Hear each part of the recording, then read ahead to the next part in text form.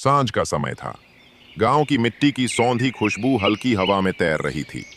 झोपड़ी के भीतर एक छोटा सा दिया टिमटिमा रहा था, जो अंधेरे से ज्यादा गरीबी को उजागर कर रहा था।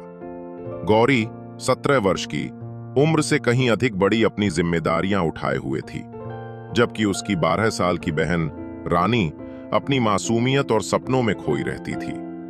अक्सर खाली पेट सोने की नौबत आती थी। रानी ने धीमी आवाज में पूछा, दीदी, आज फिर खाली पेट सोना पड़ेगा क्या? नहीं रे, कल खेत के मालिक से मजदूरी के पैसे मिलेंगे, तब तेरे लिए गुड़ भी लाऊंगी। रानी की आंखों में तुरंत चमक आ गई। सच में? गुड़ वाला रोटला? हाँ, लेकिन तब जब तू रोएगी नहीं।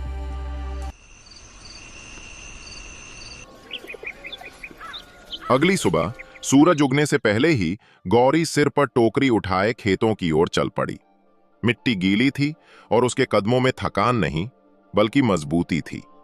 रास्ते में गांव की औरतें फुसफुसाती थीं। उनकी दया और उपेक्षा भरी बातें गौरी सुनती थीं, पर वो अनसुना कर देती। उसके पास इन बातों का जवाब देने के लिए समय नहीं था, सिर्फ सपनों का एक कर्ज था।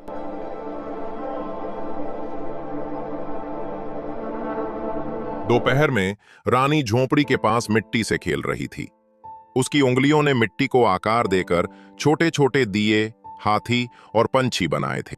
दीदी देखो, ये तो हमारे जैसे हैं, छोटे पर मजबूत। गौरी ने देखा और मन ही मन इच्छा की, काश जिंदगी भी इतनी सादी होती जितनी ये मिट्टी।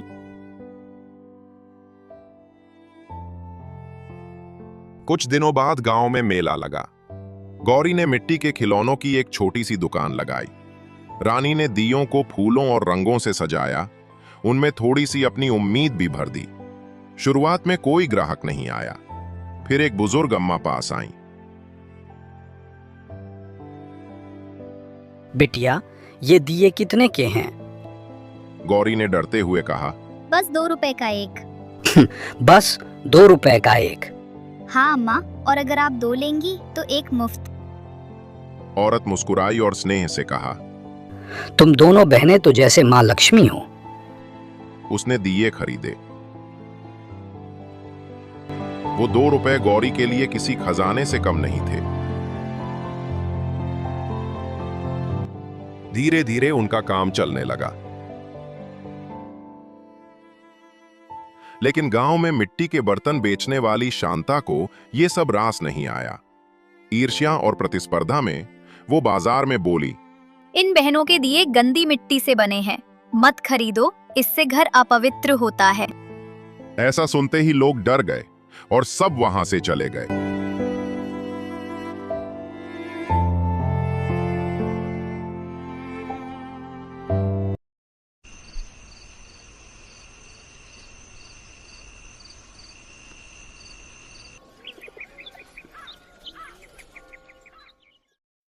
अगले ही दिन उनकी दुकान खाली पड़ी थी। रानी रोने लगी। दीदी, हमने किसी का क्या बिगाड़ा था? गौरी चुप रही। उसने केवल आसमान की ओर देखा और दृढ़ता से कहा, शायद भगवान हमें और मजबूत बना रहा है।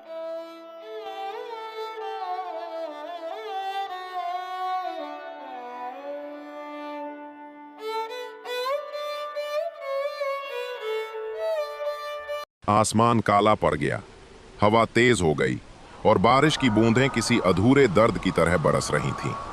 झोपड़ी की छत से पानी टपक रहा था। भीतर रानी बुखार में तप रही थी। गौरी ने गीले कपड़े से उसका माथा पोंछा। रानी, आँख खोल, मैं यही हूँ।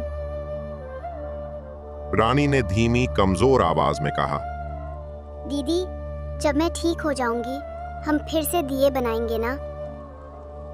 गौरी ने अपने आंसू पोंछे। हाँ मेरी गुड़िया, हम फिर से रोशनी बनाएंगे। पूरी रात गौरी जागती रही। बाहर तूफान था और अंदर मौत का डर।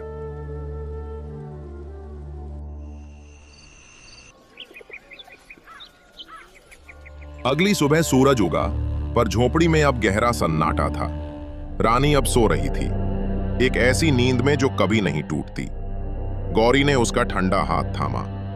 दिए की लौ बुझने से पहले उसने फुसफुसाया, अब तू खुद एक दिया बन गई है जो मेरे अंदर हमेशा जलेगा।